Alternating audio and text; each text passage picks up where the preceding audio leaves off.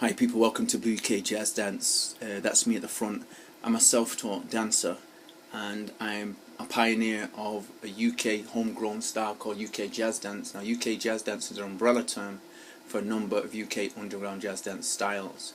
Each dancer who was a pioneer developed their own styles.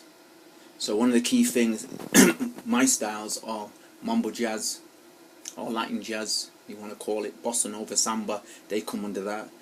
Soul jazz, some people call it contemporary, ballet. I call it avant-garde, UK jazz dance, which is a merger of different styles. I do bebop, swing, fusion, which was created in the late 80s as individual jazz funk, mixed movement, and this is where I'm involved in Mixed Movement Festival. What I want to share with people about being a self-taught UK jazz dancer, we came from a whole different place. The individuals that developed this art form started in 48, Windrush, 50s and 60s born, came to Britain. Yeah, immigrants. Now, a number of key things that took place with some of the ingredients. One, creative dance came to Britain in 1948. Laban was here in Manchester. The Laban Centre was based in Manchester. Secondly, what happened in 1950s, a whole heap of dances that took place. Calypso, ska, sound system came here. Limbo, all these things were brought here. Calypso were brought to Britain, as well as a whole heap of dances, blues. There was still, Lindy Hop was still huge in the society at large. People need to understand jazz dancing was going on, just new. Clog, jig, reel, all still were happening in the society at large as the individuals. We have to understand it was very multicultural society. What's important, in 1960, state schools got introduced to creative activities and self-expressive activities. So many kids went to school and we got a new type of education that was never been here, never existed in Britain before. What happened? Creative dance got brought into the school. Do you understand? Folk, European folk dancing got brought into the school. People started to learn about art and design. Arts and crafts was huge. So in the development of the child development changed. Very more what happened, people wanted young people to grow up having inquiry minds, imaginative minds and creative thinking minds. People got that because this was a time of major competition taking place. Design was at the forefront. The Americans had taken over Britain, but Britain was still very much involved in design, crafts, technology, very much involved in new technologies. Why? Because they'd been involved in a lot of technologies in the war. They created Enigma, and you must understand they had a lot of hidden technology taking place. A lot of space age technology was taking place in the 50s. In the 50s, mass movement of different cultures came to Britain. Never happened before, where they met, and they more than any other culture got to opportunities to mix with wider cultures, the ideas. But at the same time, what happened is two things are going in Britain. One, racism on an unprecedented scale, and non-racism. Do you understand? There was people who loved black people, loved different cultures, enriched them, supported them, helped them, and mixed with them as individuals. Then there was a group of individuals that did not mix with us. That's where the National Front came from, the Defence League. There was a lot of hatred, anti-Semitism going on still after the war, etc. Cold War came in, communism, all that type of thing came in. So you have to understand what happened in the schools, and new changes were taking place. And what happened, for the first time, people going to school getting opportunities involved in creativity. Their individuals are very much separated by their communities. I lived in the slums of Moss Side, Manchester. The slums of Moss Side, Manchester were very derelict because after the war, then a lot of changes were taking place. But they insulated us away from the suburbs. And that was the most important thing. We were children growing up, so we didn't have a true understanding of installation, what that meant. We never understood. We knew about the suburbs, but we didn't. We accepted each other for who we were, how we spoke. There was no ridiculing or you're poor or anything like that. Communities in the slums, they looked after each other, supported each other, did things together. They're very supportive. The Moss Side community was a huge community that had that. Self-help, people self-teaching themselves was a huge thing that people came from their communities from around the world with, be it from Asia, be it from the West Indies, be it from the United States, because my father was in the United States, so you had a number of individuals from the West Indies that directly was in the war, that came to Britain, okay? You had people directly, individuals who had been in Europe, as well in Britain in the war, other people was in Europe in the war, also other people had been to America to work on what is called harvest shame. They worked there on the land there, picking fruit, etc., etc. Then they made a decision that they're going to come to Britain. Do you know what I'm saying? Because they felt, one, they came here because of friends, and secondly, they thought they'd get better opportunities to get an education, to make wealth, but they were betrayed. So one of the key things that people need to understand, the self-taught really start to understand the importance of self-help to enable them to get a better quality of life, was very, very important to individuals. So seeing my picture here as an individual, I self-taught myself to develop my own dance, and not for a second did I ever stop when individuals tried to debase it or put it down, or when I introduced it to African culture, Caribbean culture, ballet, contemporary, whatever, in certain remits, certain areas of dance, of the dance world, people tried to belittle it, and I refused to put it down. And I identified my own art form, my own practice, my own principles, my own processes has enabled me to learn ballet, contemporary, not the other way around, and I very much was adamant about that. So what happened in the UK, in Great Britain to the UK, we minted a new type of jazz dance. It wasn't from watching television. What happened was, we as an individual had records, and that history of the practice, our processes our parents had, they put on records, just danced to it and made new moves. That's how it was. Yeah, and they did it by collaboration. So we had that. We didn't get access to TV and video to watch a video over and over again to copy videoing.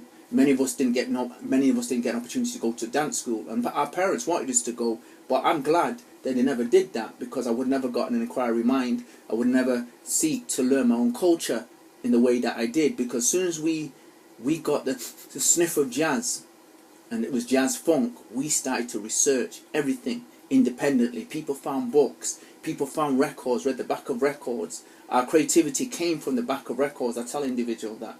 And then, most importantly, spend time with yourself spiritually, dancing for hours and hours and hours, back to back, dancing to jazz music, the music that you love, not other people loved. So every dancer, pioneer I knew, had his own records, or she had her own records, and we had a set place to dance. When we got older, 1981, I was 16 years old, I lived with my brother, we then kitted out our places to reflect vintage culture. Very much we was into Japanese culture, very much we were into the 70s habitat, do you know what I'm saying? We're into the Japanese futon. So we were studying the dance. We came through ITOL, which is reggae music flow, into arts and crafts, looking after yourself and food. That's where it came from. Never came from the jazz element. We mixed our different types of cultures that we had. We mixed. The reggae culture was huge in our reflection of looking after our health and well-being, because it was into ITOL. They wouldn't eat certain type of figs, wouldn't eat no pig, salt and vinegar. You'd have certain things that you didn't eat, so you'd look after your diet. So we had that entrenched in our culture. Then we looked at Japanese culture.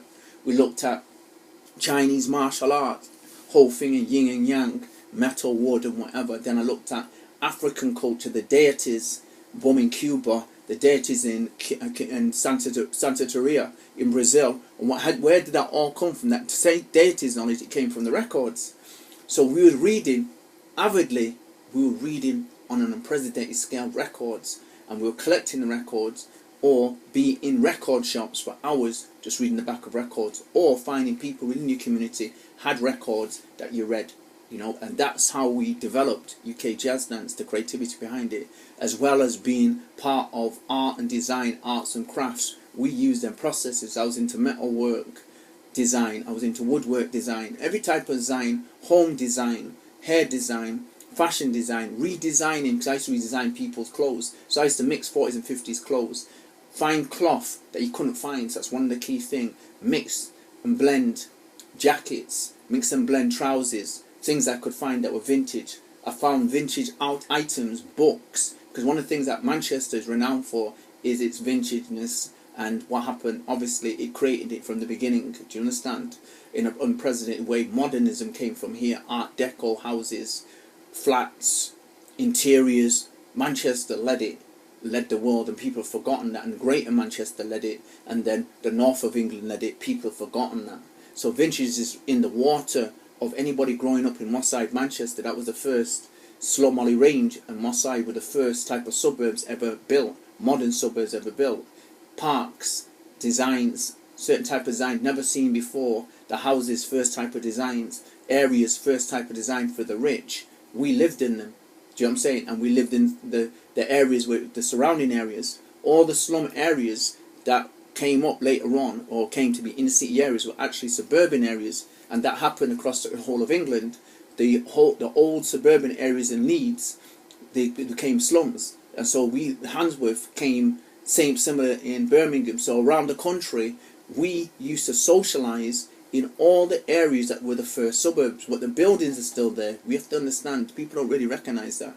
The immigrant culture, the community vibe that was brought by immigrants in them areas is still there. And we went to other cities like Leeds, Birmingham, Preston, Nottingham, Brixton. Our community was there, our families were there, our friends were there. We used to commute to these areas with all days, dance hall sessions, carnivals, just visits to relatives and friends, sports exchanges, youth clubs, domino matches. Do people understand what I'm saying? So what happened, we got to see other people, how they danced, and that is another way how we developed. When we saw each other dance, when we competed against each other in dancing, and competitively, collaboratively work with dancers. I danced with a girl called Sharon Ray, and I used to meet her dancers in a club in Leicester. Then other people I met in Leeds, and I danced with them. Do you understand? That's how the dance evolved in an amazing, beautiful way. And that's how we got self-taught.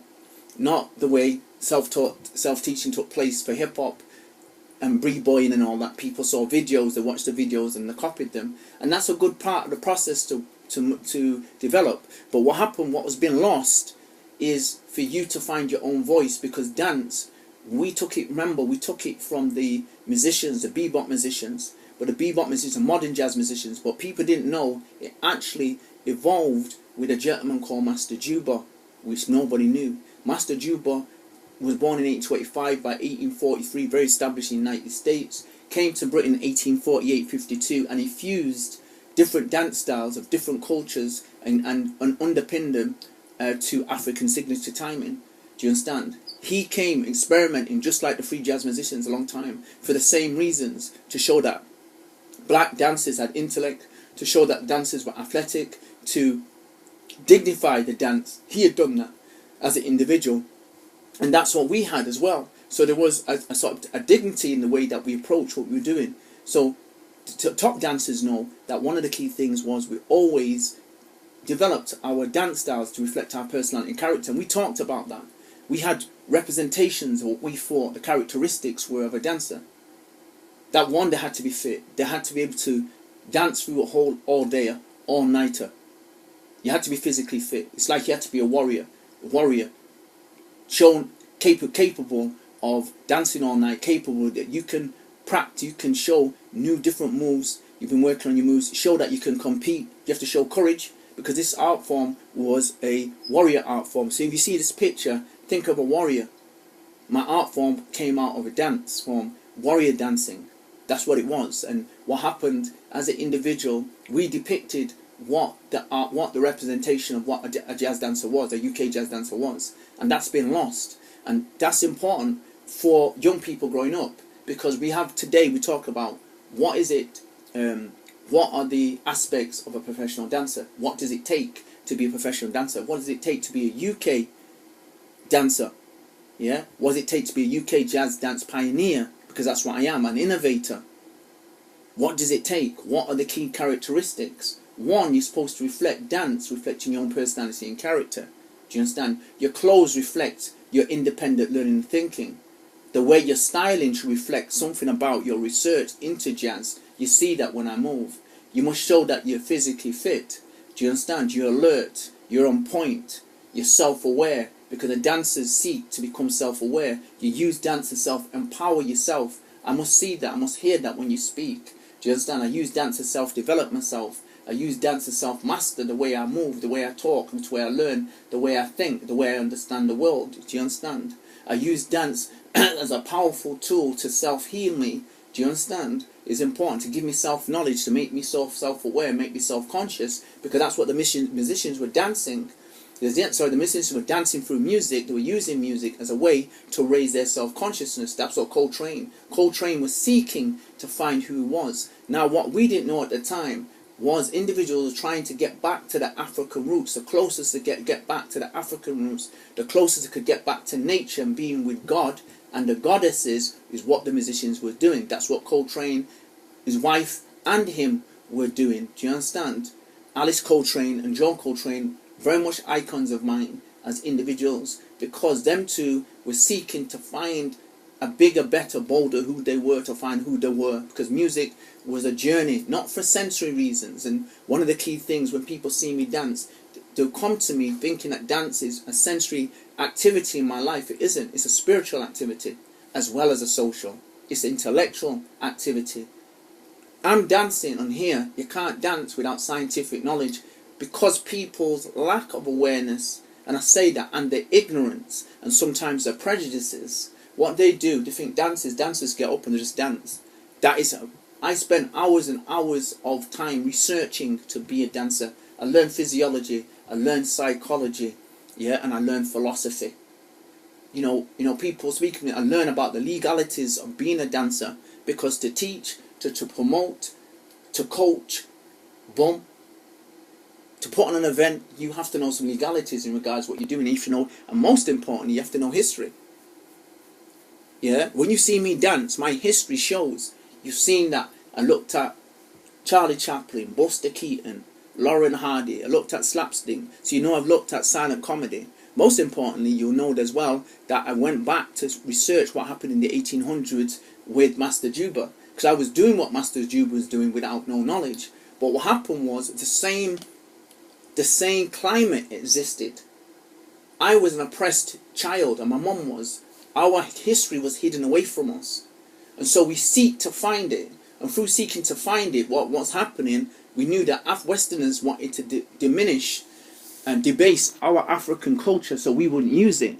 It had a benefit to us because it's our heritage. So I drew upon African timing, studied to be an African dancer and drummer, so I could put that into my dancing, because I wanted to find myself.